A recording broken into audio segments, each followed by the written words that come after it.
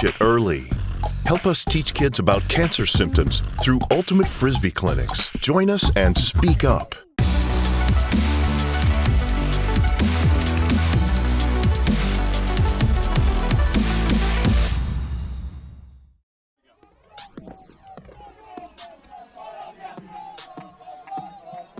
Welcome to the 2016 World Ultimate and Guts Championships here in London, part of Great Britain and the United Kingdom. We are set for round number 2 of this opening Sunday of a week-long competition to determine a world champion, and we are ready for a very intriguing men's battle between the men of Australia, the Dingoes, and Team Colombia. And this matchup, when the brackets were unveiled, the pools were first shown, this is the game that everybody in particular was really excited about. And it's great to have you with us watching around the world. I'm Evan Lepler. Great to be back alongside Brian Jones. Brian, your opening thoughts as we take a look at the Australian roster. A lot of worldwide talent on both these teams. They played a month ago in Colombia. The home team got the win. Now we're in England. How does that change the equation? Australia was certainly missing some guys at that tournament, and they're coming away looking to get revenge for that game.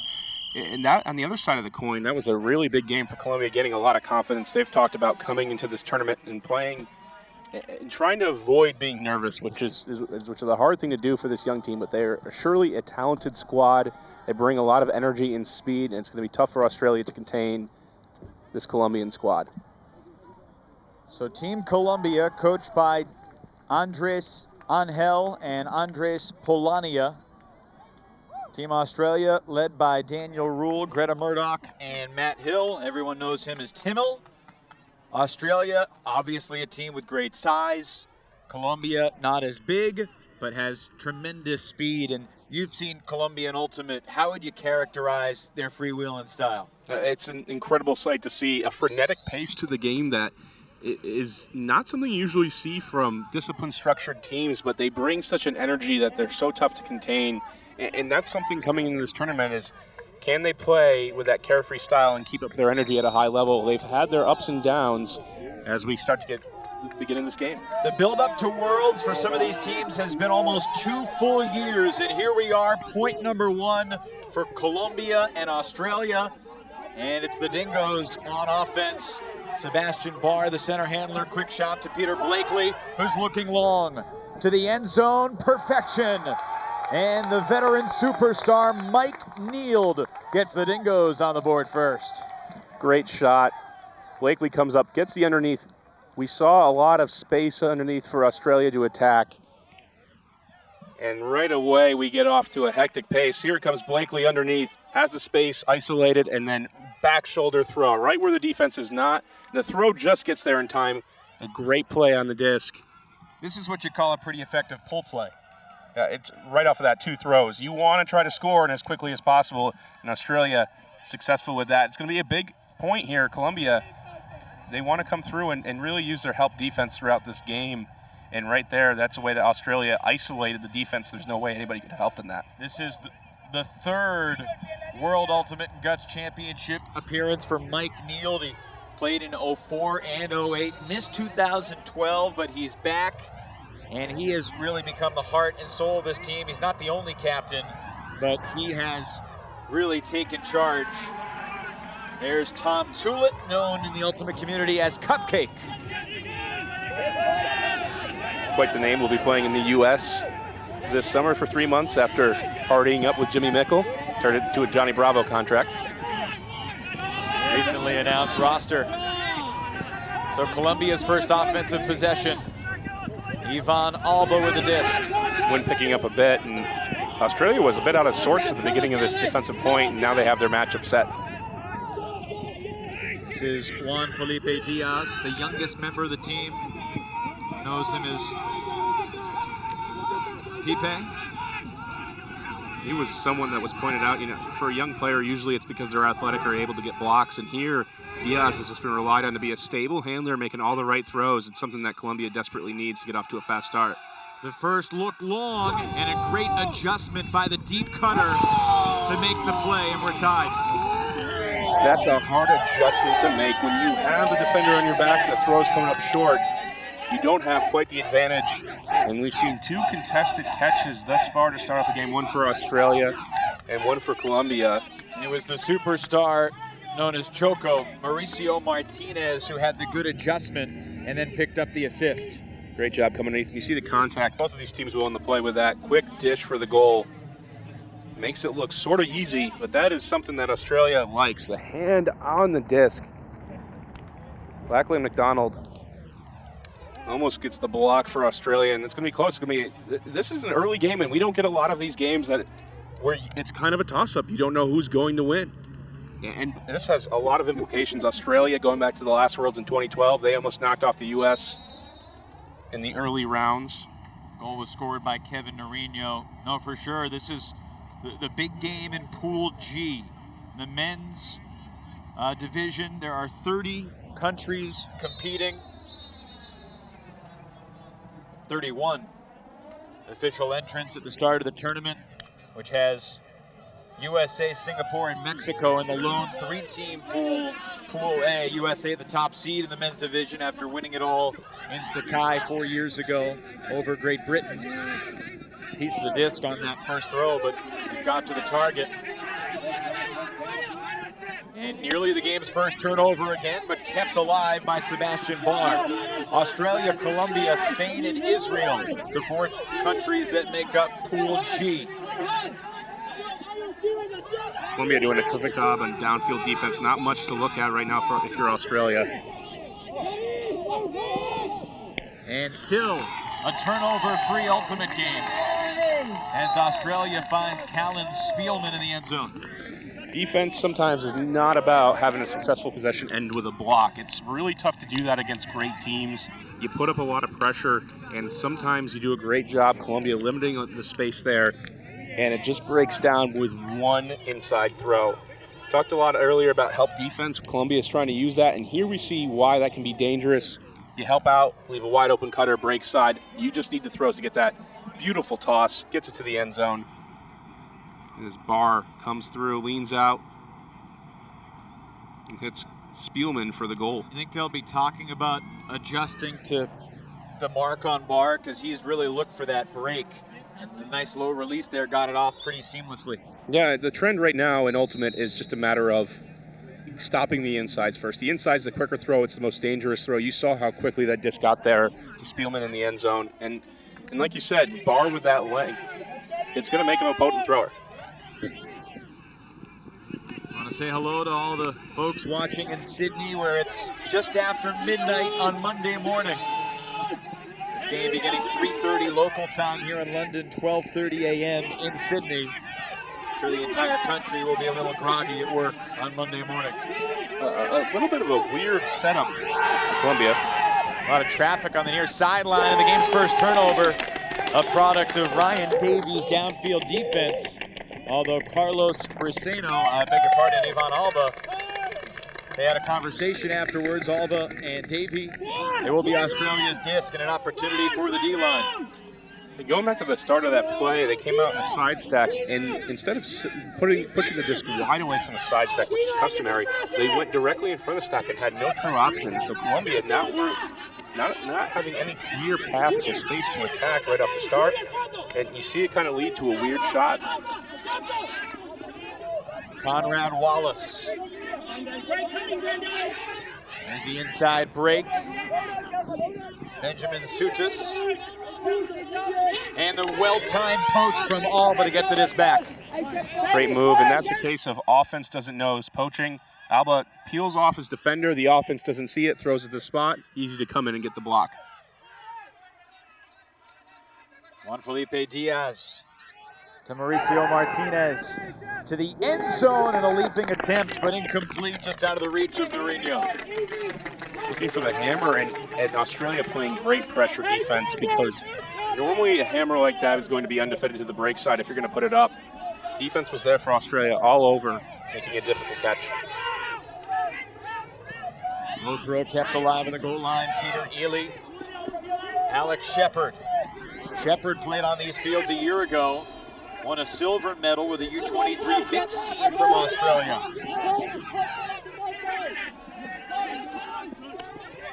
we're seeing both teams really running hard defensively here, making some of the resets difficult. We haven't seen the intensity in the early games.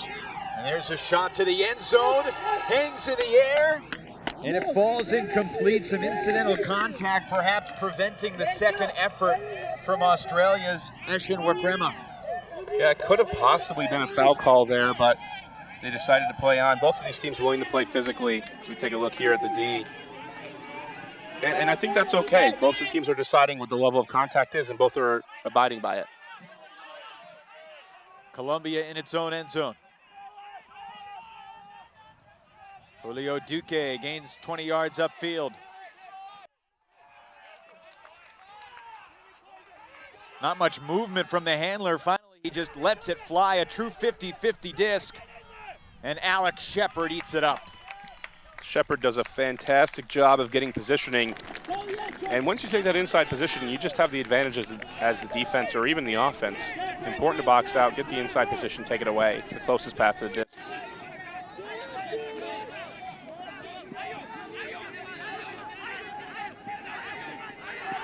Australia looking deep. Oh, and a nice grab. Brandon Ashcroft shoots it over the head of Julio Duque, and it's caught by Conrad Wallace for the game's first break. Both offenses on that possession didn't look great, but when it's your offensive line, it's a bit of a problem. Australia able to convert and capitalize early. That's important for a team that, you know, let the game get away from them a little bit at the start of the game as we take a look here at the deep shot right up the line. Beautiful find. Receiver comes up in traffic, makes the catch, and then from there it's an easy goal. I think Colombia has to rally on right now and figure out their offense. It's been a little bit stagnant. They haven't been attacking spaces in the same way that Australia's been able to open things up. 3-1 Australia after the game's first break. We have a third member of the broadcast crew. Megan Multeney is down on the field, and she has a perspective on what the early adjustments have been. Megan.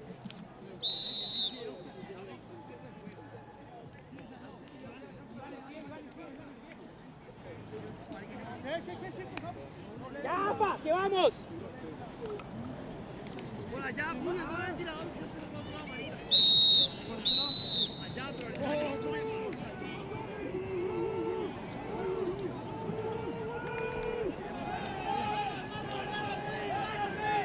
Interesting, Megan. Thanks so much. We'll come back to you in a little bit. An important offensive point here for Colombia. Australia looking downfield to just clog up the deeps. They were a really big focal point at the start of this game was to prevent the Colombian Hucks. Efrain Herrera unmarked for the moment. Moore comes to up the line. Felipe Diaz. Colombia not really doing anything about the poaches, kind of ignoring them in the lane and just still trying to isolate cutters. This is where a team on offense has to work together. And maybe that might be the solution early on here and the adjustment Colombia needs to make. Australia doing a good job of just letting people hang out in the space. I think the length of Australia makes some of the normal throws more difficult for Colombia. I definitely think it's an advantage. It's going to make throws harder, going to make you feel a little bit more uncomfortable. And Australia just has the right game plan here as Colombia's offense is grinded to a halt. 35 yards shy of the end zone around midfield. And a pick was called downfield, so the disc will head back. And if this is your first time watching the World Championships, we had one game here on the showcase field earlier today. The Canadian women taking down the ladies of Great Britain. Big layout bid. Colombia back to Juanchito. It's a game to 15. Regardless if being 14 all late in the game. After 100 minutes, soft cap would go on, add 1 to the highest team score at that point. As we're taking a look here at Colombia trying to work through this offense, you see the importance of why not just working one at a time, but finding a way to deal with the poaches. Australia really hanging off, giving a lot of buffer, a lot of room, and really know exactly the space that Colombia want to attack.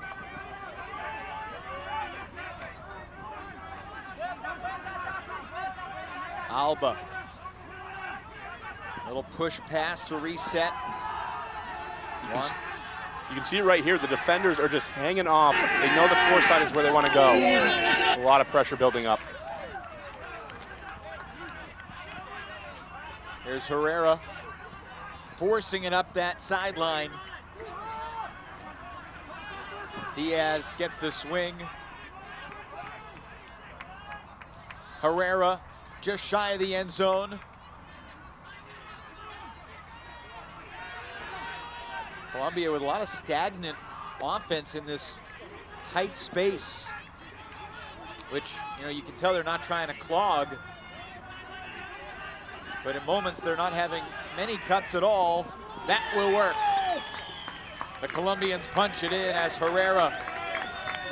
Great body awareness near the end zone to score.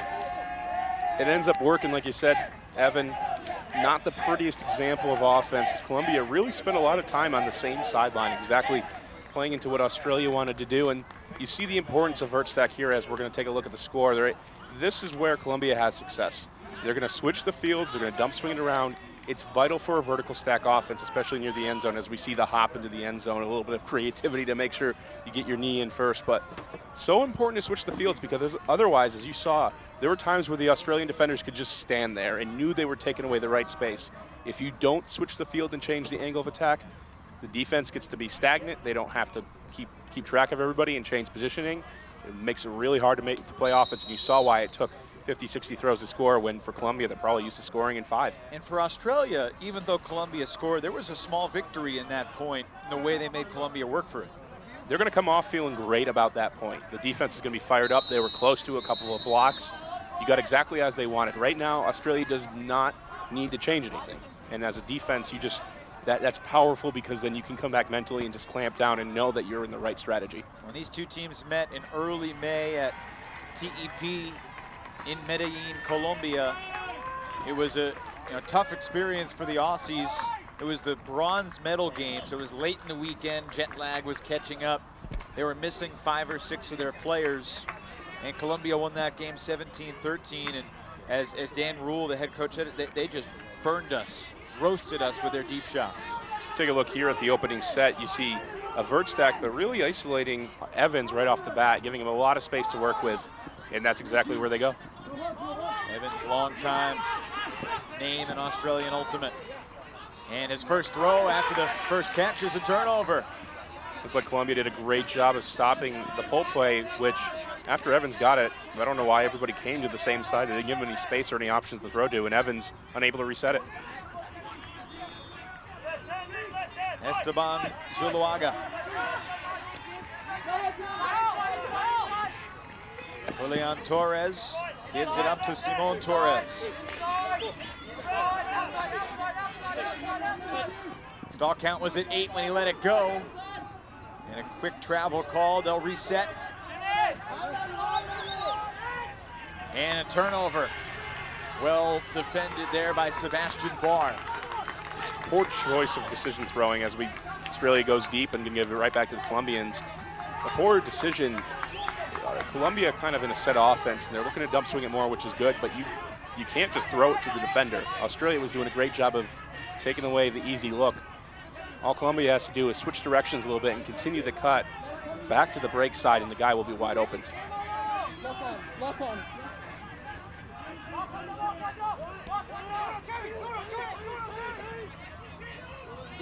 We talked about earlier the marks, and right there we saw Barr really laying down, using his length and preventing any huck from going up, even though the receiver was streaking deep, unguarded.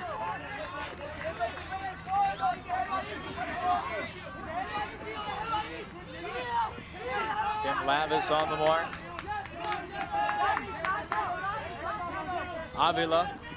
No cuts coming to the break side whatsoever. The disc was there and nobody moved for Colombia. Really stagnant, nobody moving spaces. A lot of flat marks. They are still forcing one way to the flick side, but making life very difficult. You got Simon Torres, number 16 in the middle of the field, has barely moved, just kind of walking. They're not in a the first pass is coming correctly. They're able to reset the disc and then maybe get the swing off. It's the continuation portion that they're missing. They're not getting good flow by having the cutters time their cuts well downfield and gaining yards. A lot of people cutting too early or too late or not at all.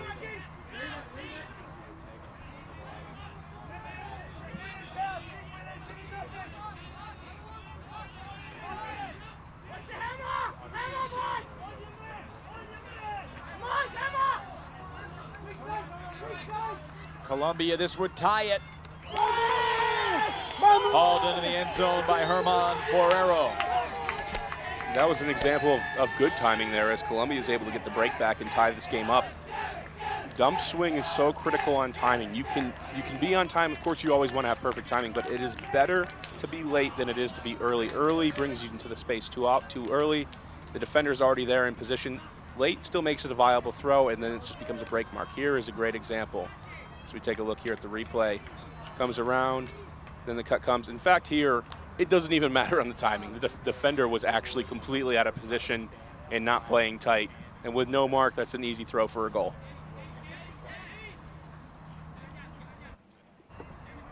So tied 3-3, 6 points in, 1 break per side.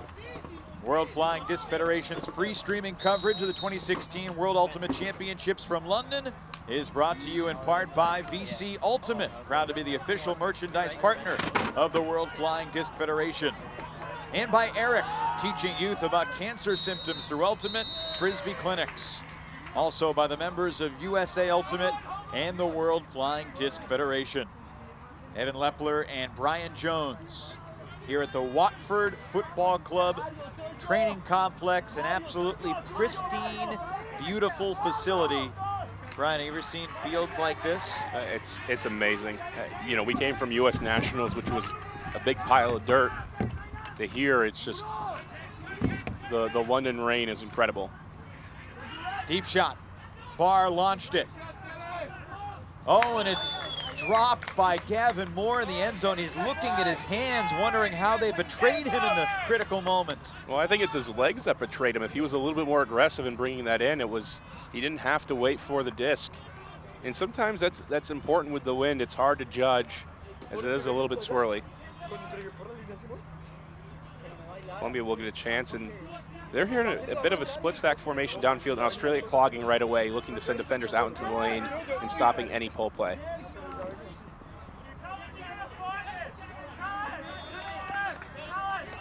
These pull play spaces are a little bit weird for Colombia because they find a lot of players. Mario O'Brien let it fly, and it's knocked away by Moore, who makes amends. Mario O'Brien, of course, one of the leaders of Rise Up Ultimate. He's taught Ultimate all over the world, including a good bit down in Colombia, a community that has been very eager to bring in international talent to help cultivate the Ultimate in the country. As Peter Blakely hauls in the score for Australia, Mario O'Brien's Colombia D-line had a chance, could not capitalize. Australia back up 4-3. Yeah, we had a conversation with Mike Neild coming out of basically breakfast when we had to rush over the fields, and one of the players he talked about highlighting on this squad was Peter Blakely. The explosiveness he had to just leave his defender in the dust, this made it easy. We take a look here at the O'Brien Huck knockdown. And that's a good decision coming over the top. It just needs to go up a little bit higher. And here, boom, there goes Blakely right down the field, catches it for the goal, keeps Australia up. Callan Spielman with the assist.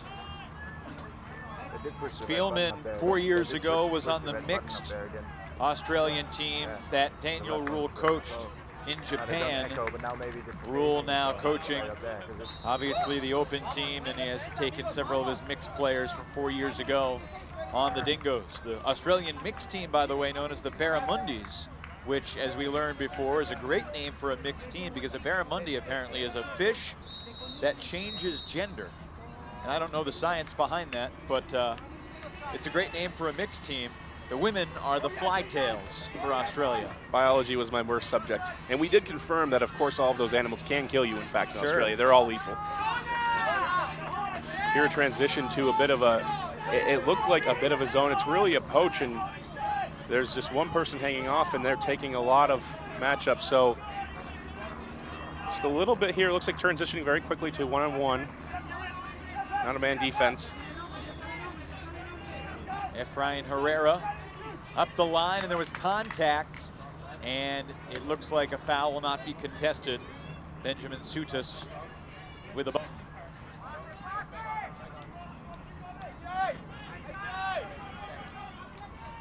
And Colombia drops it, but there was apparently no call. It'll be Australia's disc.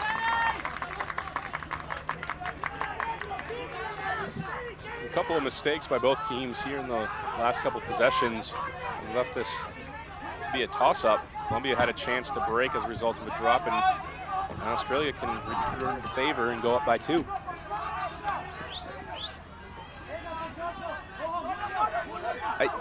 When I look at both of these teams right now, I'm a little confused offensively because the name of the game of Ultimate is about creating space and creating options for your throwers, and I don't see systematically what spaces they're trying to attack each. They're not leaving a lot wide open. Australia was doing a good job with their pull plays early on, getting isolated cutters to throw it deep. But a lot of times you see not much space open up in front of the thrower and not a lot of places to attack it.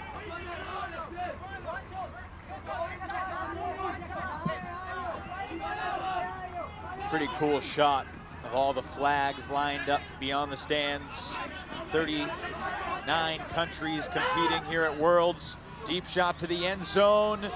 Nice job attacking the disc, but Wallace could not hold on. 3 drops in the last 2 possessions made this game a little sloppy. It's swirling wind on the pitch. There's a lot of different directions it's going. It's not a pure upwind, downwind. Nonetheless, though, those discs are in and out of their hands, and easy, clean catches could have been made.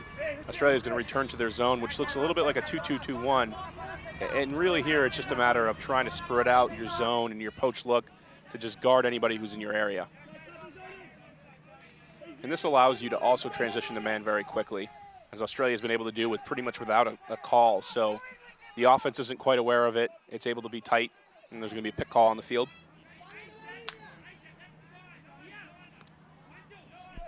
And that's something that teams will employ. They'll do a silent count, and they'll know the amount of throws and immediately transition out of that. Or just begin the transition as soon as a man comes to their area.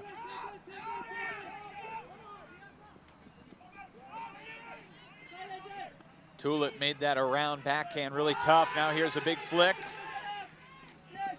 Incomplete, in and out of the hands of Martinez, with Shepard nearby defensively. Second drop of this point. Australia with another chance to go up by 2. Oh my. And Wallace again flubs it. First team to score will be the first team that can execute throws and catches. It's not down, sometimes it's just as simple as that.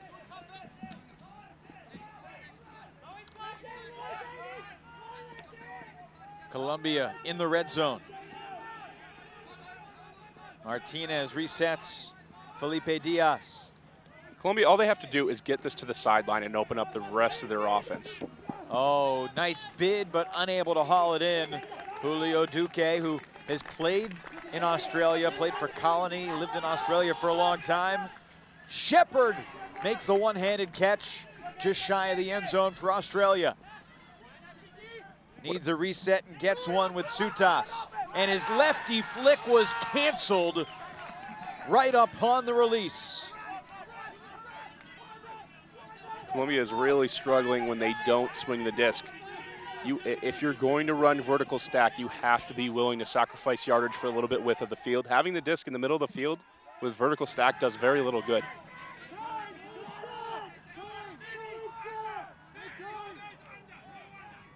Stoppage.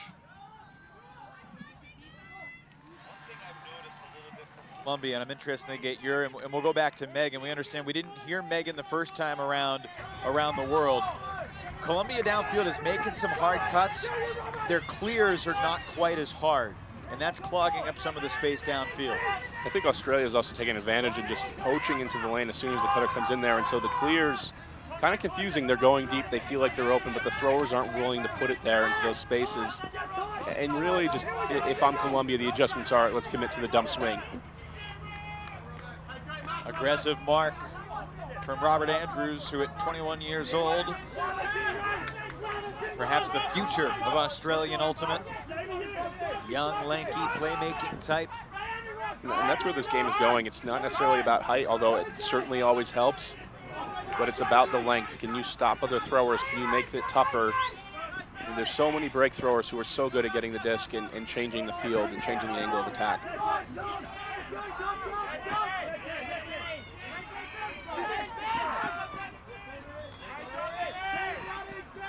This has been by far the longest point of this first half thus far. We've had 3 turnovers per side already.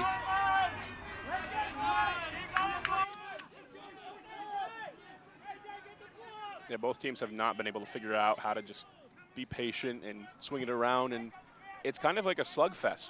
Australia knew that Colombia, when we talked before the game about all the energy they were going to bring to this, and they've kind of responded in kind, and they've done a great job with the poaches and a great game plan to start off, but they haven't been able to convert, and that's keeping Colombia in this game. Here's Maurice Martinez. Choco's flick, crossfield shot. That'll work. Sometimes when you're really going to commit to stopping the open side, it's going to look like a very easy break side goal, but that's a very tough throw to make in this game. And if you're Colombia, you could have gotten the same action with a dump swing instead of relying on the skill of your throwers to be able to put it into the end zone. And that's something that's going to open up. We're going to see here as we get going, an upline cut. And finally, just a little, the space opens up for just a second. Great timing across the field. And if you're a young player watching, you might just say, hey, that was a great throw and catch, and that's what I should be doing. But really here, that's a hard throw. That's nearly a huck across the field just to get a break off. And that's okay, and it was the right option at the time. But for Colombia, it took them 4 tries to score. And it's a matter of adjusting from here on out to make the offense work more efficiently, because otherwise, even though Australia didn't convert on that, they've got an army of experienced defenders that are able to come out and get more chances. We apologize for the earlier technical difficulties. Understand that some of you may have not heard Megan Molteni. She's been furiously jotting notes down in the field. Megan, what's your view been from field level? Sorry, now I'm in. It's an exciting game. I think there were a number of players on the Colombian sideline that last point who were calling for the timeout. They wanted to take it easy, take it chill, and the players on the field were having none of it, which I actually think plays towards Colombia's strengths. They want to run and gun, bid all over the place like we just saw. I'll let you guys get back to the game cast, but very exciting down here. And I think Colombia wants to keep the pace high, and they want to make Australia run with them. Thanks, Megan. A scary bid there from, I believe, Jair Roa, veteran D-line handler. And he's getting stretched out. Good to see him pop right back up. Already here with this game at 4-4, it seems like a game that Australia should be up more in, but they haven't been able to convert on those break chances, and it can come back to haunt you. This is a Colombian team that's young, that hasn't been on the world stage like this before, and one of their big things was nerves and not letting the game get away from them. At 4-4, they're very much in this game. They should be deriving confidence, and a couple of adjustments could put them in a good position to win as we take a look here on the replay. Comes across, great bid, just comes down awkwardly on the shoulder. We've had 11 turnovers, Brian, in the last 3 points leading up to this one. Oh, nice job there on the poach from Site Ogudelo. Prevent the huck. This is Blakely to the underman, Nick Doucette. Matt Dowell. Crossfield hammer. This is going to hang, and it is caught by Australia in the end zone. Nick Doucette rising up to make the play. It looked like a good option, and then the gap closed extremely quickly. Australia, the hammer can look like a nice option. Sometimes that window is super small, and that was the case right there as Colombia almost had a turnover, but nonetheless, they're going to use their size and their strength to come up with it. We take a look here, up the line cut. And instead of going ahead with a dump swing again, both of these teams trying some for the risk-reward options. Comes across the field, 2 Colombian defenders there, and coming through all the traffic. So Matt Dowell comes to Coach Brian Jones after throwing this score, and here's what from his head coach. Why did you throw the hammer? Not the look we were looking for. And it's not your primary option in that case, and I can understand why the throw went up because it was open. but it's windy out here, it's swirling. You don't know how that hammer's gonna react. And we saw it swirl, and we saw it very quickly recover. This is also a reason why you force backhand. The hammer tails correctly in the right way when you're going from right to left, but when you're going left to the right side of the field on a righty throw, the hammer is actually not the greatest option. A scuba may have been more appropriate. Pole goes out of bounds. Columbia will take it. And we see a transformation immediately here to a host stack, which I like to see after their set plays have kind of gone a little hairy, but it's a little different. We actually see a few people downfield. We have 3 people back and then 1 person on the side. And now they're figuring it out, leaving the handler space open, trying to isolate a cutter. But right away, you can see that there's no more options. There's no continuation. There's no space. All of the cutters were crowding that area right away instead of having one guy get amount of space to work with for a long period of time. And foul is going to be called on the play.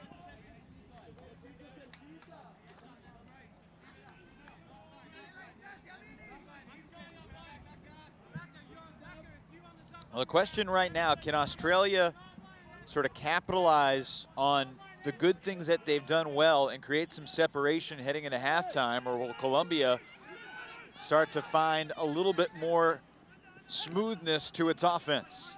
If you're Australia, you know that you've been getting the opportunities, and you have to just find a way to capitalize on everybody to run their system. You know, when these teams met a month ago, Colombia's deep game was the difference, and that works out there. On a 30-yard cross-field shot, a blading flick that somehow found its target. Juan Felipe Diaz with a nice throw. If you're Australia, you still like the possession. You force the tough throw. You force the high-risk, high-reward throw. It worked out for Colombia. And early in that game, those would have ended up being turnovers. And this one works out. Colombia's still in this one, and you have to like the confidence that they're going to be getting as this game continues. We take a look. Nice skinny break up the line, and it leaves the crossfield shot. Defense is out of position. And this is why you like the disc going to the break side. Opens everything up. Yeah, the defender gets out of position immediately. They have to be focused when the disc is on the left side of the field. Their focus is there, and it leaves the back shoulder throw open. This is actually something you see out of the buzz bullets, and not a bad strategy for Colombia to employ. Let's go, guys. They are similarly in a boat of often being undersized, using their quickness and separation and sharp throws to deliver the goals. Let's talk about some of the other teams in the field. You mentioned Buzz Bullets, longtime great team of Japan. They're the 5 seed overall coming in, the top seed in Pool E. Japan, Austria, the Netherlands, and Ireland. I beg your pardon, India. I think India is going to be fun to watch. They were a fast team that worked really hard over U23s and Beach Worlds. And for me, after that, it's Germany. Germany's had a lot of young talent for a while that's been brewing. And that is a spectacular catch in the end zone for the Dingoes. Quick strike from Australia, and the catch made by Evans for the goal, 6-5. Sometimes with Ultimate, it's just a matter of throws and catches, and it's throws and catches to your big men. Evans making the outstretched grab. Australia taking that advantage. A spectacular catch early on, and you know, Australia's kind of done things the hard way. But here, when you have the look, not a bad look. I would say maybe take that back a little bit. Just threading the needle. Esteban Zuluaga, who was a fingernail away from the D. Not much room to put that in there. That's, you know, that violates the same third rule of Hucks, which some people, it's okay when it's your best thrower out there. But Colombia just this close to putting another D up.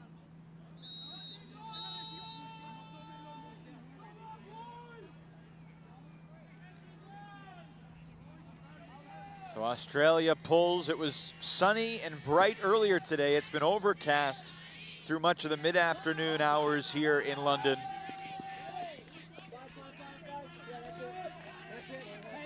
A lot of poaching going on again. Australia in a 2-2-2-1. Just trying to switch off and trying to cover different spaces.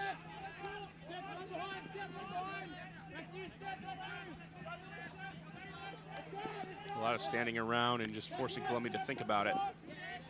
Colombia so far has worked it halfway down the field. And that's okay. That's the goal here of Australia, is to give up that yardage and prevent the huck. And now you're going to force Colombia to be in a situation where they haven't looked too comfortable. They've been forcing it up one side of the field, and they've had difficulty, and a pick's going to be called. So it's almost like you're saying Australia, in a way, would prefer Colombia start its offense from the red zone as opposed to having the option of that huck, because they're just kind of letting him go down the field. It's a strategy you actually usually see going back to Japan, employed by Japan, where they know that they're not going to have the ability to contest 50-50 discs. So in this case, as they're going to be talking it out in the field when game advisor Walter Kwong gets in there.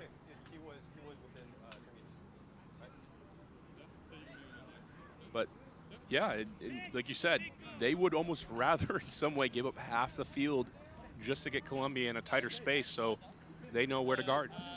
Stall, I think, stall 8, but is it coming max stall 6 or can I just say stall 8? 6. That's 6. Has to be max 6? Yeah. Okay, coming in 6. So they're checking the rules with the game advisors. You've seen game advisors before at other world tournaments under the WIF-DIF rule set.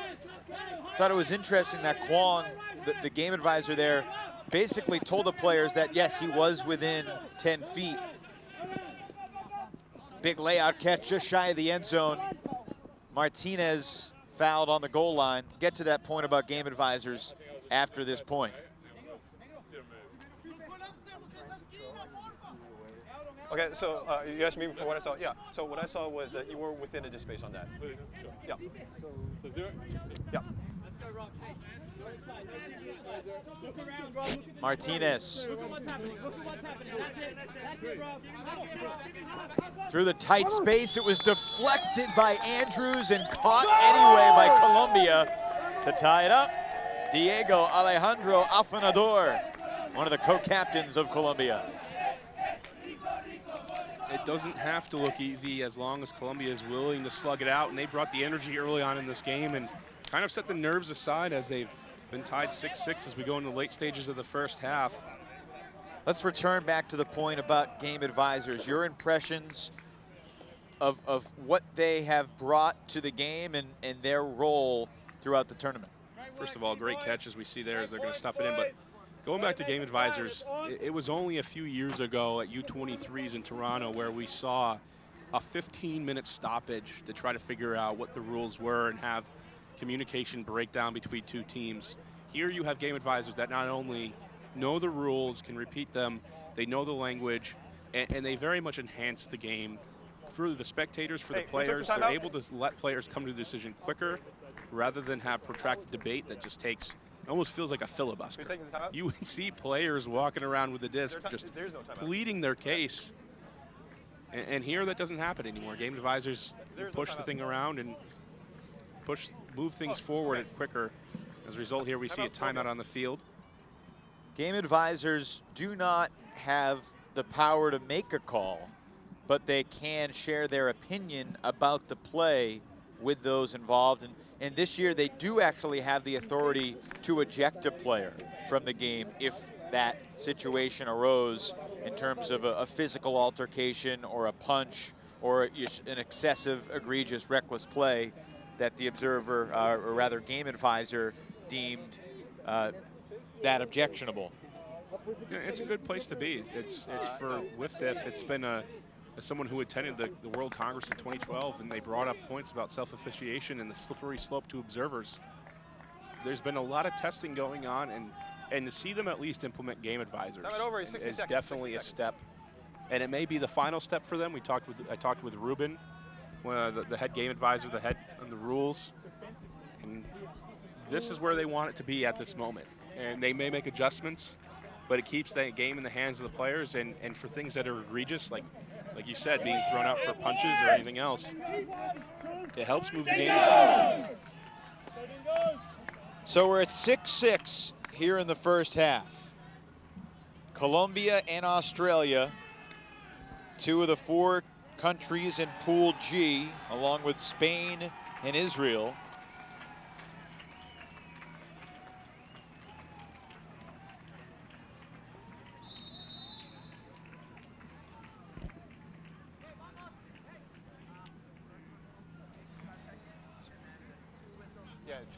So Canada will receive, beg your pardon, Australia will receive this pull.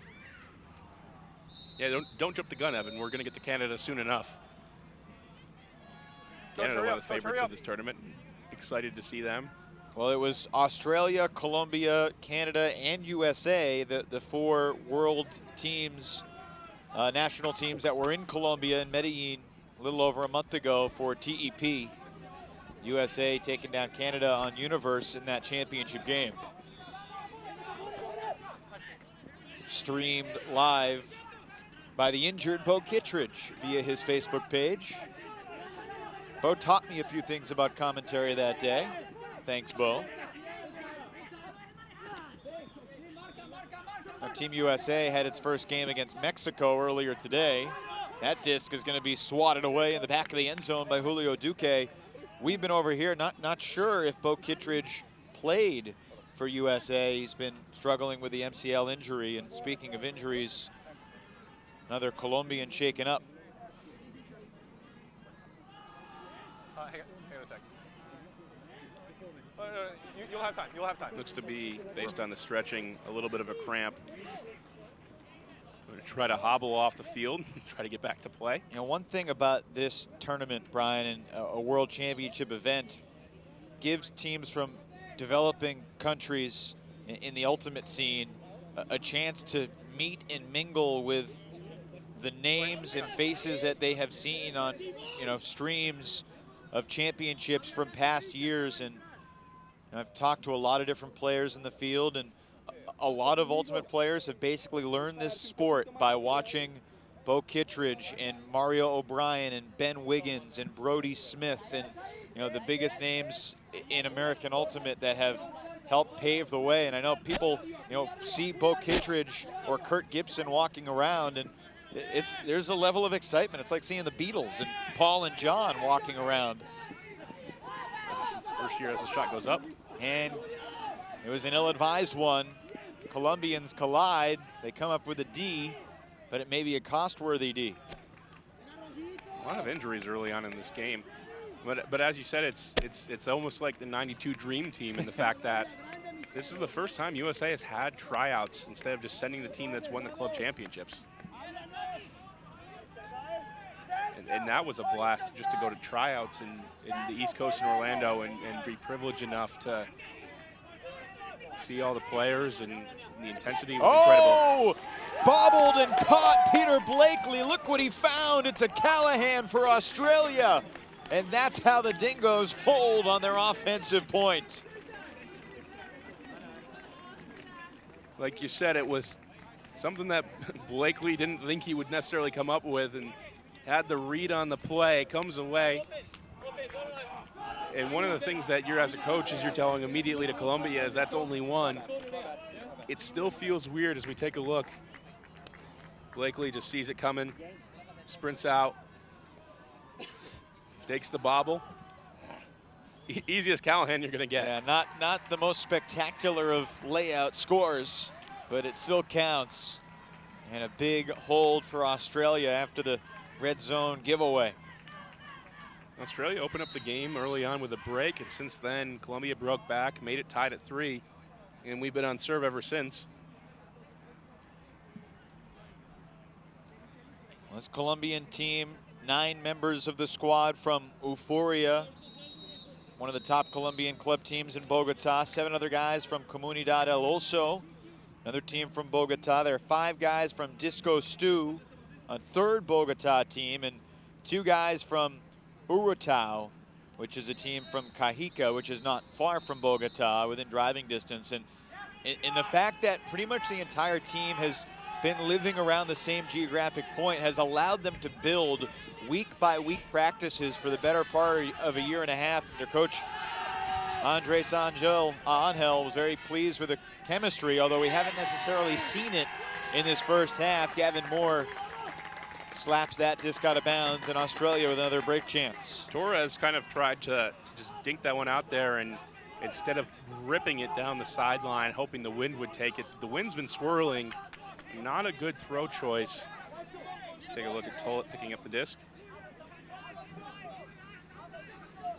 Tulin wants it. You can see it. Now he revises and resets. Alex Latamatos takes the shot. Does not have enough float in pursuit of Moore, who is looking for the bookends. All Moore had to do there was take the cut straight away and would have had a better shot at it. He was coming to the front cone.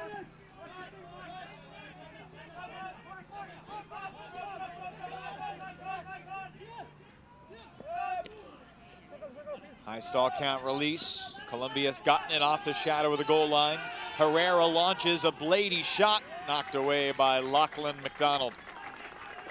A lot of these deep hucks have been same third, and it's just so tough. It's not an impossible shot to make, but when the receiver is streaking in the same vertical lane that you're throwing from, it's hard to pick a side to put it to. The throw has to be absolutely perfect. There's no margin for error. Tulit lets it rip. Robert Andrews in pursuit. He's got the size, but he can't make the catch. That's an impressive defensive play. Going up against Andrew, who has all the size in the world, looks like he's going to box out for the easy goal.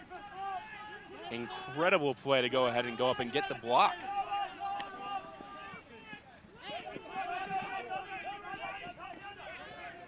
Colombia with another chance to knot this score at 7-all. Australia trying to break and take half. Not many cutters. And right there, the handler clears across the face. That was Diaz coming across, basically cutting off all flow for 3 seconds. Not even trying to get the disc. Colombia has maintained possession and finally gets it off the goal line.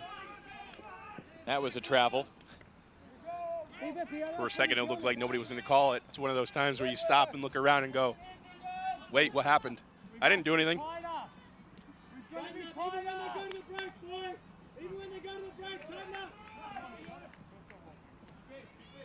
So a violation perhaps on the restart. Juan Felipe Diaz, known as Pipe, 20 years old, the youngest member of the team. Andres Angel telling me about this team, really the convergence of generations. 2 different generations of Colombian Ultimate. That's a good shot from the far third to the middle third. Colombia ties it up at 7. The rule of thirds, it talks about the cut or the throw has to travel into a different third. We saw it right there. The cutter turns the page, comes around. A great move for anybody young trying to get an ultimate. Defense can over-pursue. Australia's been doing that all game long, and this is the way that Colombia has decided to beat it as we take a look here in the replay. Get the throw wide, and then after that, unmarked, have a chance here to quickly put it out. Receiver turns the page, makes it an easy-looking goal. The defender on the wrong side. We take a look right here. This is what happens when you lay out for a close disc. You like it, but sometimes the mark comes up and it's a little bit ill-spaced, leaves the wide-open throw. Great decision. Because it doesn't really affect anything. It's in like 3 minutes. So we've got 1 point to take half. We are on serve at the moment. Australia scored on 3 throws. Remember that first point when Mike Neild caught the shot from Blakely? Neild has been fairly quiet since that first score of the game. You know, we were talking earlier to Mike Neild about several players and talking about Andrews, and we asked him, is he better than you? And he said, not yet, but maybe Mike Neild needs to bring up, bring a couple of more energy into the second half of the game in order to prove his worth. But certainly somebody that Colombia is going to be keying on taking away, and so far Australia's been able to keep serve. You see Andres Polania, one of the coaches for Colombia. You were having a good chat with him before the game. And you've been asking teams about their mindsets. What is Colombia's mindset coming into this tournament? Their mindset is a matter of feeling confident but not having expectations. And there's a lot of different ways to go about it. There's a lot of different coaching principles. Some people always want to just talk about always being confident, but there's a matter of being, having some humility and realizing that you're going to go out there and play a game and what happens, happens. But for Colombia, it's about being confident and not nervous. And at the same time, not putting too much energy or focus into where these high expectations are going to weigh them down, because all of a sudden they come in, TEP, and they're playing against the best in the world and playing them close. And everybody's talking about them being a surprise team, and that weight of expectations can kind of crush you. And so that's what the coaching staff is doing, is trying to just have them relax and maintaining that energy level regardless of what's happening. How nervous do you think these players were before their first game of Worlds 2016? I think they weren't as nervous as maybe people would have predicted. They had Mario O'Brien out there, who's been in all kinds of games. You know, we saw him throw 10 straight hucks against the Philippines at Beach Worlds when everything was in chaos and one of the windiest games imaginable. And so you have some of that veteran presence to kind of talk you down, calm you through it. They did show a little bit of nerves early, but they're right back in it. And I think you get to this point, no matter what happens here, this game is for the taking for whoever adjusts first. 34-year-old Tim Lavis picks it up, centers to Sebastian Barr, and there's Mike Neild, who launches downfield. Blakely bids and comes up just shy of the blading disc. These discs are coming in fast as a result of the wind, which has been swirling. It's hard to tell based on just the direction of the flags what's exactly happening, but these discs aren't really staying in the air and being able to put on a shelf. Neild had Blakely with some steps. Take a look, Neild. This one, very sharp angle. Blakely almost makes the play. Neild probably wants that throw back. And I'm sure Neild has made that throw very many times. And Lavis may have got a piece of that disc on the sideline. Quick reset, and Australia rushed it, but perhaps a foul. Sebastian Barr called the foul, and there was no contest from Jair Roa. Good to see him back on the field.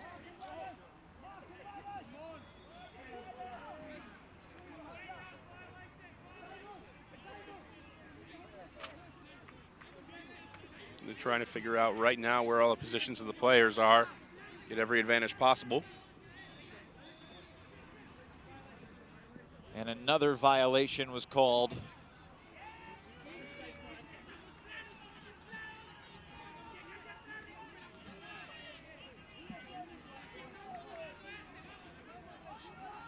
Colombia using this time to communicate who's going where defensively.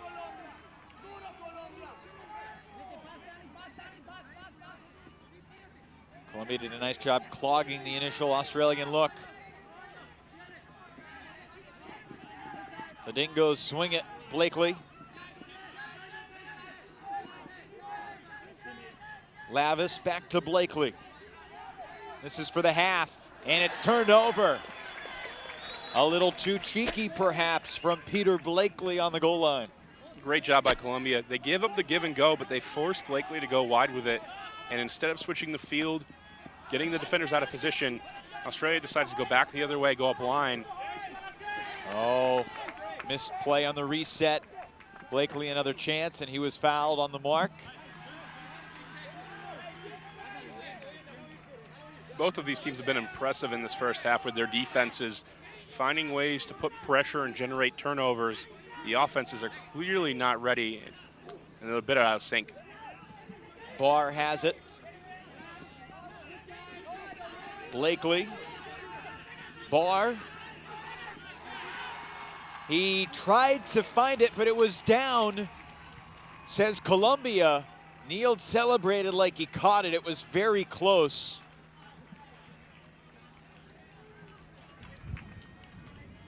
Hard to tell from up here. We did have a pretty good vantage point, or clear vantage point, but I'm not sure exactly if the disc was down before it got to the receiver's hands. We'll take a look right here. Ooh, that looks pretty down to me. What do you think, Evan?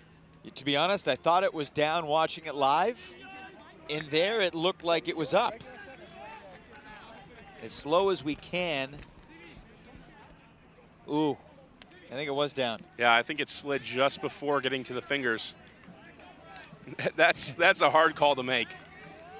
Australia, though, keeps the disc without an official ruling from a third party. You know, we could bring him up here. It's within WIFDF rules.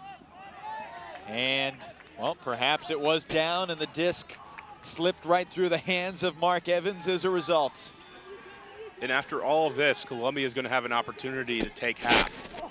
The karma of the call.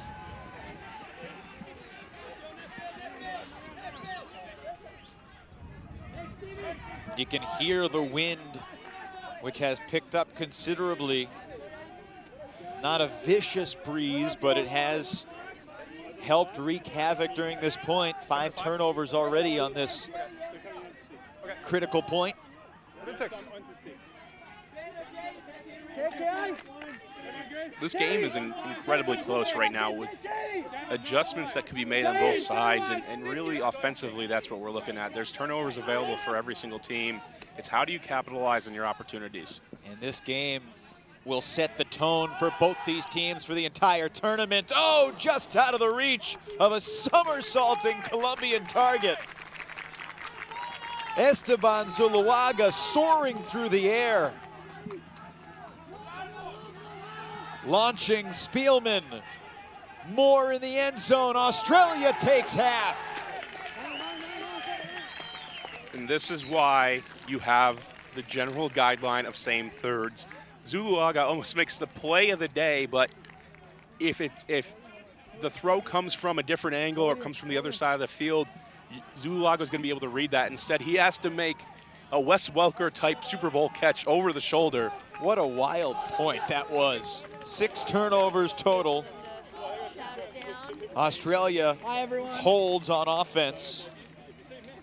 We see here just, you have to throw this. He's open by 20 yards. And there's nothing the defense could do even if they were on him tightly. Wow. Very exciting first half, and down on the field, Megan Multeney is with Greta Burdock, the assistant coach for Australia. Yeah, I'm here with Greta. So Greta, it looks like you guys made a few adjustments later in that half. You guys started to go a little bit zone, did some switching downfield. Kind of what adjustments did you make defensively to pull out that half? We changed a couple of things actually. We had a couple of points where we were looking at just the matchups. On particular, there some of their all-star players, and then some of the zone that we put in there, transitioning stuff, which is the way our guys love to play, and putting the preference back on us in the way trying to control the game from our defense that way. And that last point was a lot of ups and downs, kind of a contentious, call in the end zone. It seems like there's really high energy on both sides. Kind of how are the guys responding to that? Are they feeling the pressure? Are they laughing it off? Like, do they have their game faces on? What's kind of the feel? They all do it differently. I think there's some that embrace the pressure and harness that and use that as focus and energy for the next point when they get out there. There's a few that have got some opinions and things to say, and they come and let us know how they're feeling, and it's mostly tactics putting back into the game really. But yeah, I think as a general rule, everybody's in really enjoying being here at Worlds and loving the energy that's coming from both the Colombian team and the Dingoes. But yeah, we've got a lot of energy and a lot left to give this game too. Awesome. Well, thank you so much. Good luck this half. Evan, back to you. Megan and Greta, thank you very much. 8-7 at the half. It's 1:30 a.m. in Sydney right now. Hopefully the folks down under have another hour left in them before they get some rest before heading to work on Monday morning. On serve at the break, about 5 minutes until the second half begins. We'll take a quick timeout and come back to you. You're watching live coverage of the World Flying Disc Federation's World Ultimate and Guts Championships here in London.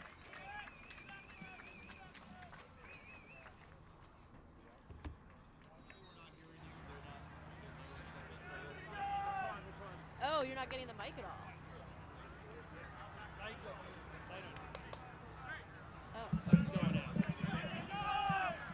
Second half underway here in London as Australia and Colombia on serve. Game is to 15. Soft cap goes on after 100 minutes.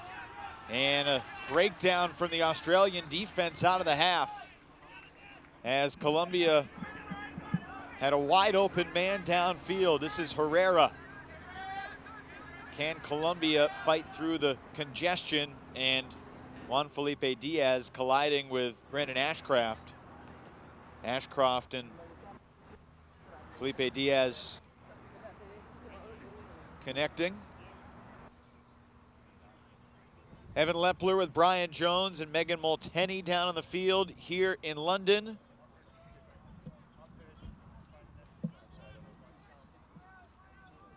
Love to know where you're watching this from around the world. Send us a tweet.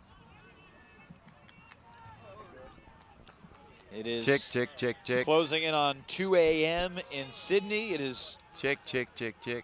late morning on the East Coast and early morning on the West Coast of the United States.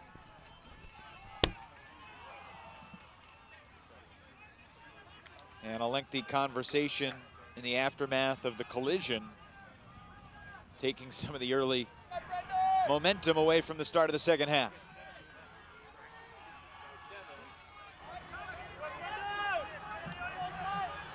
Colombia with the disc.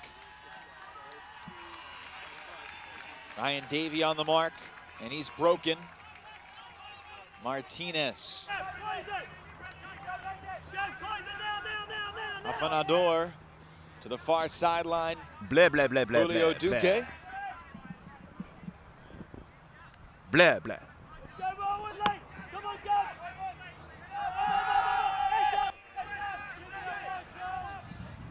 And Australia comes up with a D in the end zone, Andrew Jackson.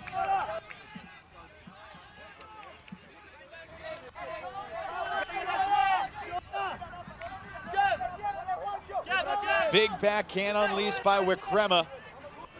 Mark Isherwood is there. Through the contact, he makes the catch and hits Peter Ely for the score. Second break of the game for the Dingoes, and a big score out of the halftime break. It looked like it was going to be a bad possession for Australia. They left a wide open cutter deep. Did not result in a score, and we saw the problems that Colombia is having near the end zone. They aren't able to switch the fields correctly, still out of half. And Australia is just preying on them and getting the turnovers they want after this. Just look at the matchup. That is not something a defender can do really anything about. When you're that tall and able to hold that position. The back shoulder fade throw works really well when you've got tall receivers. With the defender draped on his arm and chest. Isherwood to Ely for the score that makes it 9-7. It was a two-score game at 3-1 after Australia broke on the game's fourth point. Colombia tied it up 3-all with back-to-back scores, and then we were basically on serve the rest of the half, tied at 4s, 5s, 6s, 7s, but not 8s as Australia breaks out of the halftime intermission. Colombia's hung tough with great defensive play, but not the offensive firepower to match. And that's made the little small difference that we see in the score. Still a chance to get back into it, but it's hard to change your offense. That's one thing that you really want clicking. Australia with another defensive play. Lachlan McDonald on the sidelines.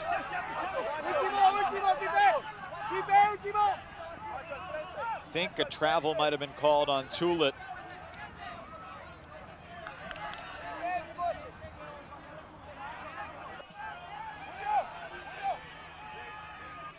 Australia's been keying in on the force side all game long, and it was a matter of time before we saw a block like that. Colombia just running out of options, not utilizing the break side exceptionally well.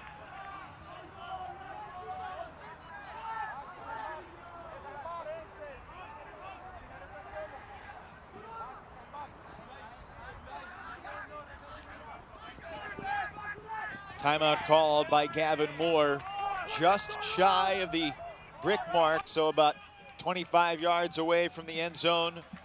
Australia knocking on the door of the game's first 3-score lead. Interesting call for the timeout. Not sure it was a pre-planned as they went into it. But I like the fact that they first got the disc in the middle field as we take a look at the replay on the block. Donald coming up huge. With this wind, it's just going to favor the Australians on those 50-50 discs.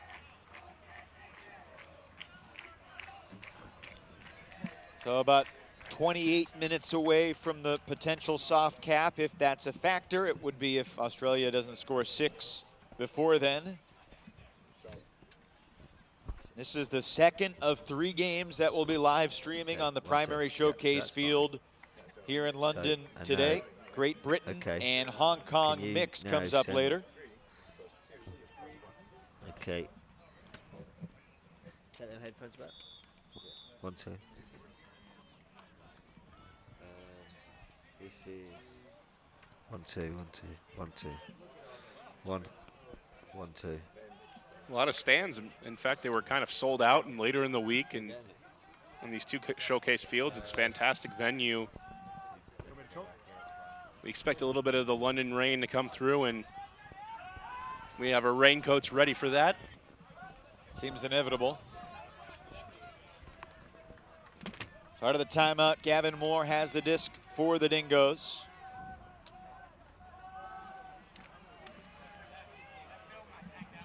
Of course, many of these Australian players were on the mixed club team Ellipsis that came to the US Open a year ago and won the US Open crown, which was fairly surprising because of the long journey that it took, but they did have so many of their top stars from both the men's and women's division. Tulit was part of that team. Alex Shepard hits Ben Sudas, and it's into the end zone. Robert Andrews the score. Back-to-back breaks for the Dingoes to start half number 2. If you're a young Ultimate player or an aspiring coach or really anybody interested in the strategy, compare the look of this end zone point for Australia to the end zone points that we've seen for Colombia. Australia has been willing and finding a way to get to the disc all the way wide. And you see here the inside break, and after this, they get another one, get the entire width of the field, quick, up the field, and that's how you do it. When you're playing the vertical stack offense, you're able to get the continuations right away. Timeout.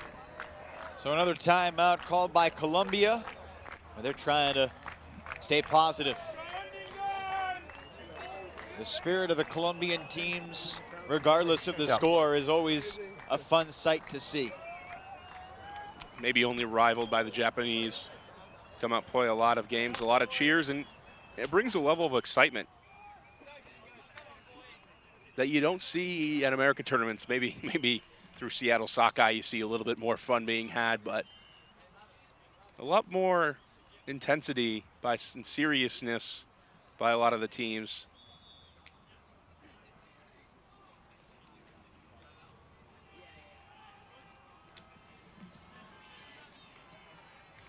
Australia was on serve after a long point to take half. 6 turnovers on the point at 7-all before Australia finally punched it in. Spielman to Moore.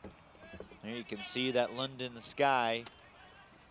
The ever ominous overcast sky overhead. Really a pleasant day in London, not too much to complain about. Tomorrow there might be a good bit of whining if the forecast of rain comes to fruition. 10-7 Australia, an important offensive point here for Colombia as they try to get back into this game. I think it's just important for them going forward to realize what adjustments they need to make, because if they come out of this game and they say, oh, mentally we just made a few mistakes, they wouldn't be wrong in the fact that they had some drops and they had some throwaways, but systematically, if they are able to move the disc from side to side, they will have a much better tournament. They have the athleticism to compete with the top teams, without a doubt. Right away, you can kind of tell, hey, they're in this game, and you can see by the way they play defense.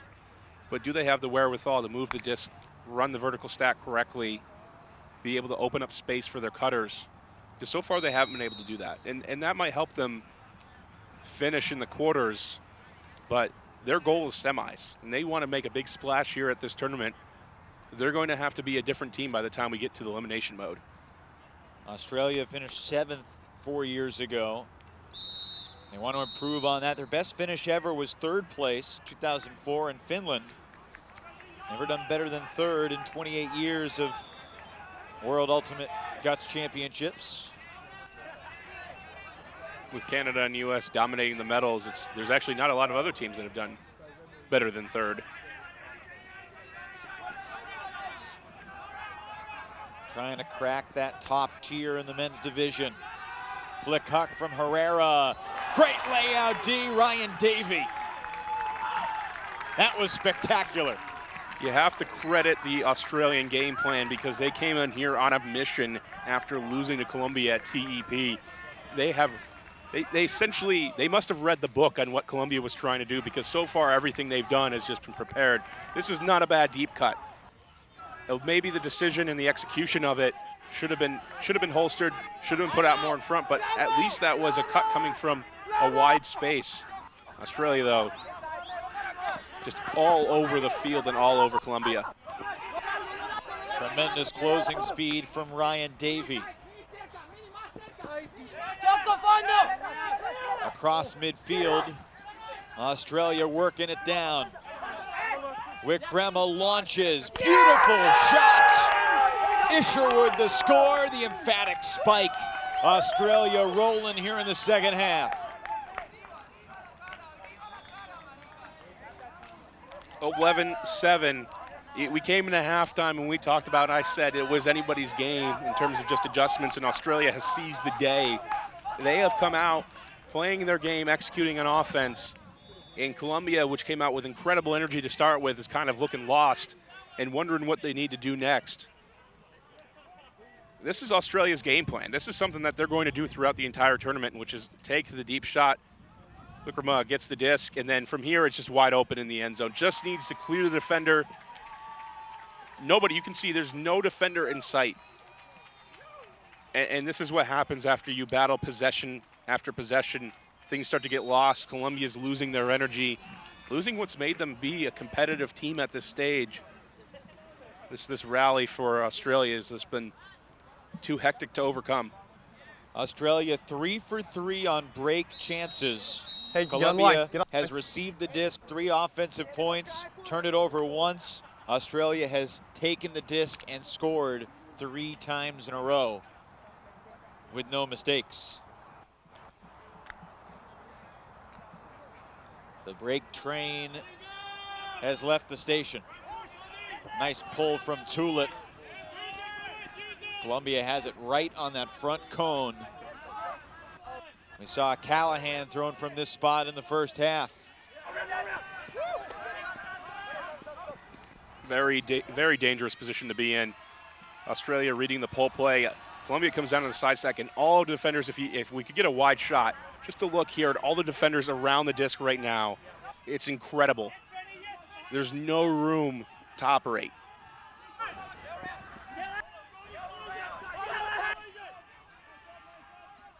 Colombia still trying to get out of its own end zone.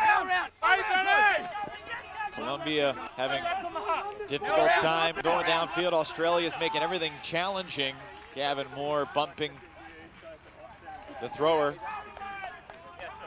There's been a lot of physicality on the marks, but that's been pretty commonplace. This is the first time in the game we've seen a foul.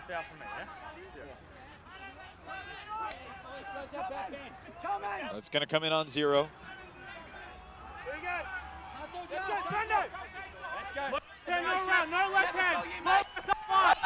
Colombia airs it out. Oh, and soaring in, Robert Andrews. It's a bird, it's a plane, it's Andrews skying over the pack for the D. And Alba shaken up for Colombia.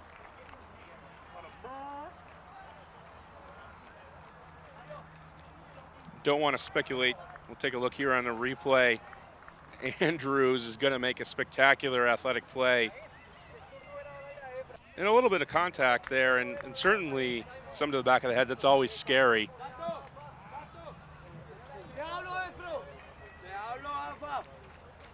Well, here in the second half, we've seen some of the Australian players step up and just make a few sensational plays on defense. The type of plays that can change a game and change the tone of a tournament for a team. All of these blocks have been in pretty spectacular fashion for Australia. You can just tell that they're on a little bit different level as an athlete in the air. And I'm sorry, Mike Neal, maybe Andrews might be a little bit better than you. That disc keeps floating, and it's caught by Ashcroft, the former track star.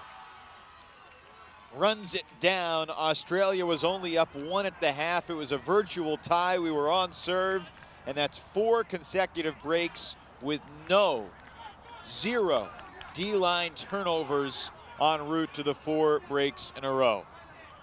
A 5-0 run from the Dingoes to go up 12-7 here in the second half, about 17 minutes away from soft cap. You don't have to play conservative offense to have no turnovers. You just have to hit your shots right. And when you have Ashcroft as a track star, this one goes pretty much the length of the field, almost goes 70. The downwind, just put it out there, let your athletic receivers do the work. Was this intended for Tullett or Ashcroft, do you think? I hope it was intended for Ashcroft, because for Tullett, that one's another violation of the same third rule, but either way, it got the job done. Wow, a first half where it was really hard to differentiate these two teams, especially, following those first 4 to 6 points. Colombia settled in and they were trading jabs through the middle, late stages of the first half. In the second half, Australian has looked like the heavyweight. It's been on the strength of their D-line. The offensive line hasn't had to come out and prove themselves yet in the second half. They were making mistakes against the Colombian defense. This D-line has just taken charge of the game. More zone transition out on the field as they transition to man defense. Just stopping the pole play continuously, making Colombia go to plan B, and so far that's been a struggle. You see a lot of straight up marks for one. They're taking away the Hucks very consciously, giving up the breaks, but Colombia is not taking them often. Here's O'Brien, longtime Seattle Sockeye star, centers the disc. O'Brien, again, thought about the deep shot. He's not been a player that's taken a lot of deep shots over the course of his career. He maybe did that when he was on Portland Rhino before going to Sockeye. And then we saw his capability, even though he wasn't throwing them often, he would still be able to put them deep, like we saw at Beach Worlds in Dubai last year against the Philippines. Here he's just trying to direct traffic and get people moving in the right direction.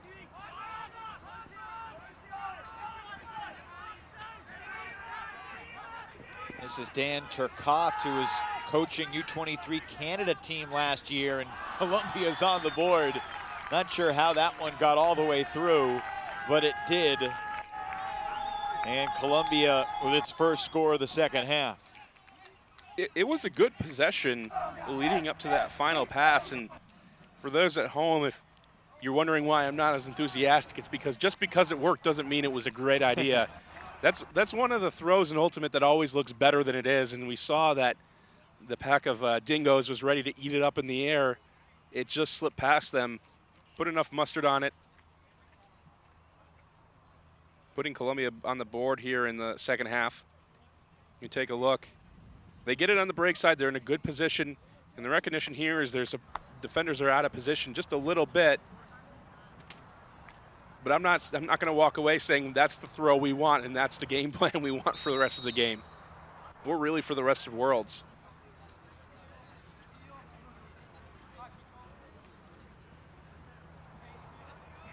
Martinez gonna need to step up and make some more plays for Colombia. Choco, they call him, has been one of the leaders of Colombian.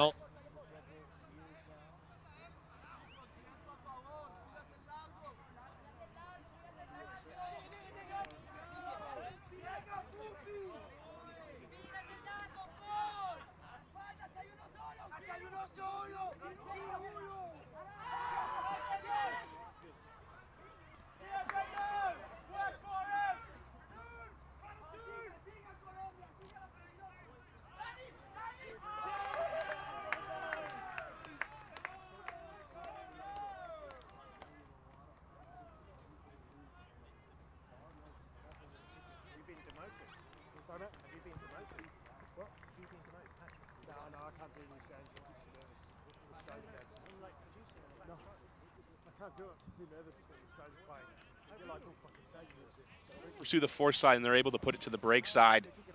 It's something you like to see in the setup and be able to throw and be able to score in a couple of passes.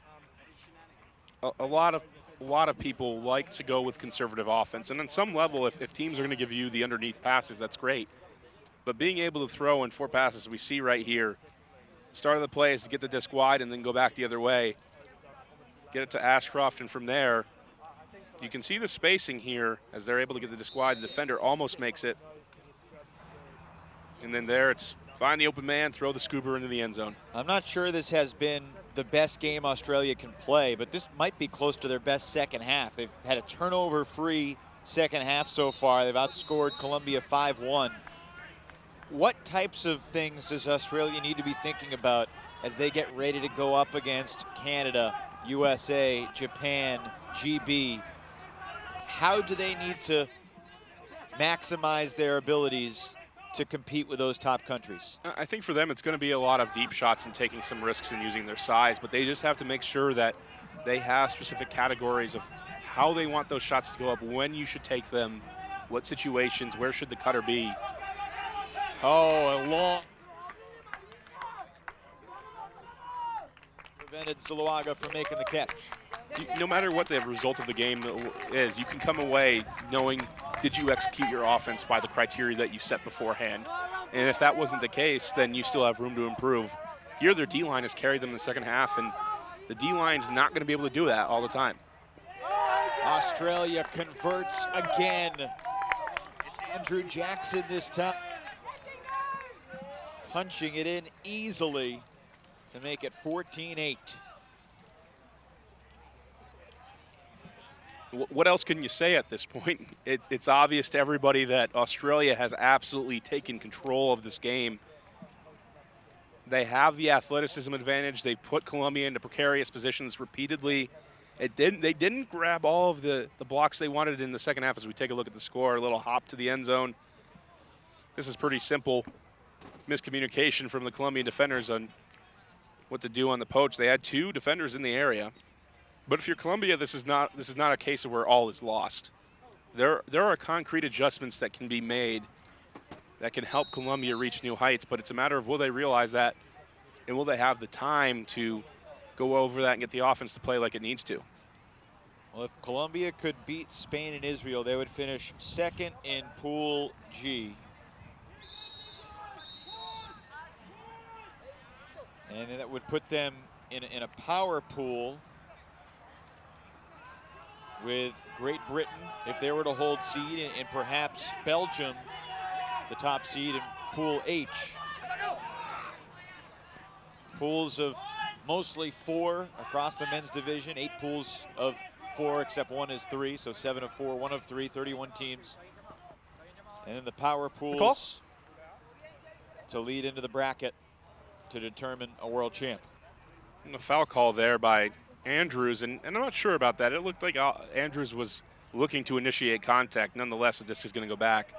There was a little bit bumping, and both teams have kind of chosen to play physical, but that's the line that's hard to know as players, is how do you want to officiate this game, because if you're going to allow physicality sometimes and then call it later only when it's to your advantage, you're not really playing by the same rule sets. A mistake by Colombia is going to give Australia the disc on the goal line, looking to end it.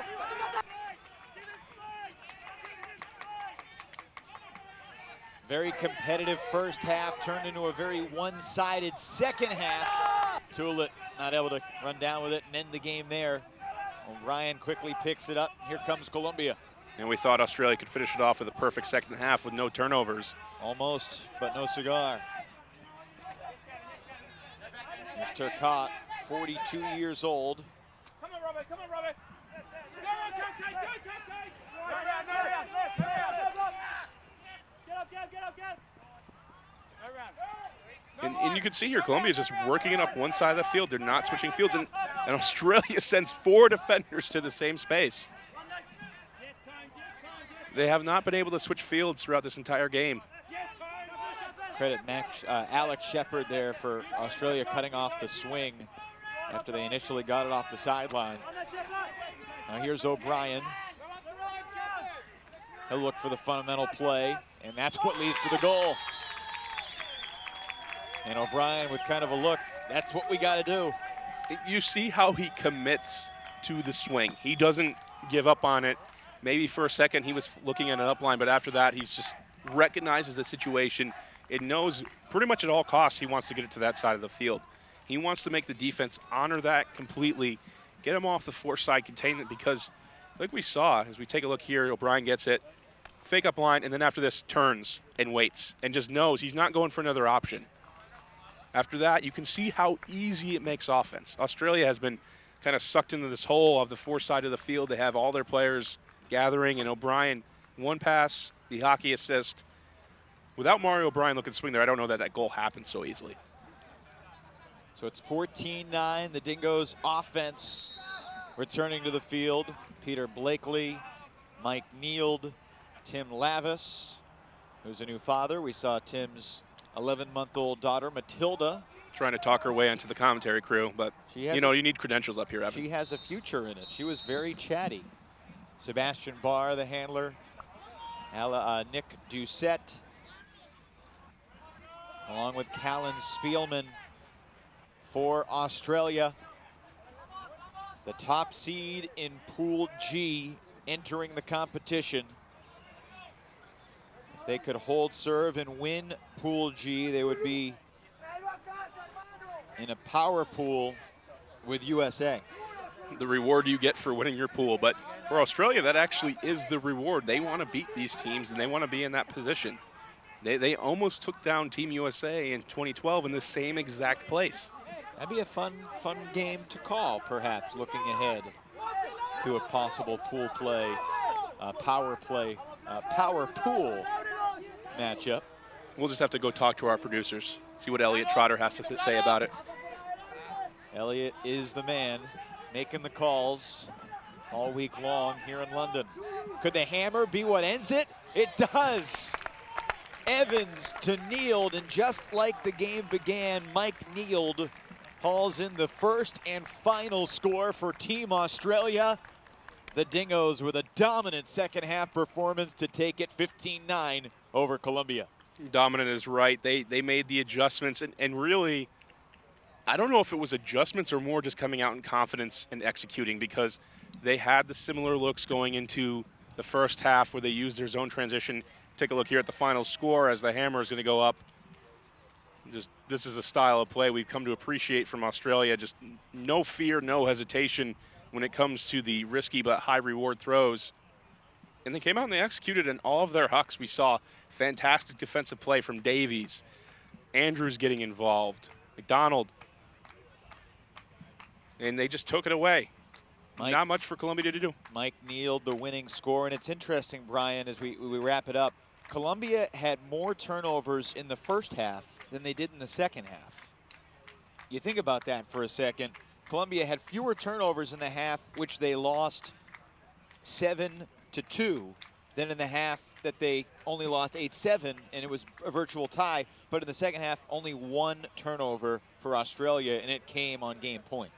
And for Australia, it was just about getting their offensive going.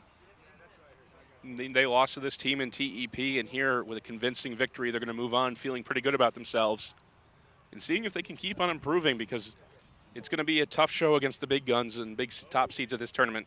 But looking forward to see what Australia can do. The Dingoes set the tone with a 15-9 win over Colombia to begin their World Championship event.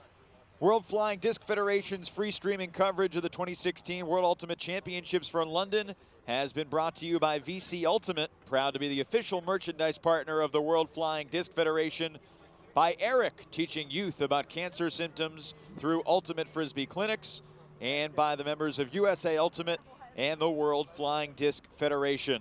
Again, the final, Australia 15, Colombia 9. We've got one more game on the showcase field as the Great Britain and Hong Kong mixed teams go head-to-head in just a little bit. But for now, on behalf of our entire WIFTIF crew, for Brian Jones, I'm Evan Lepler saying so long from London, Australia over Colombia to start the action today.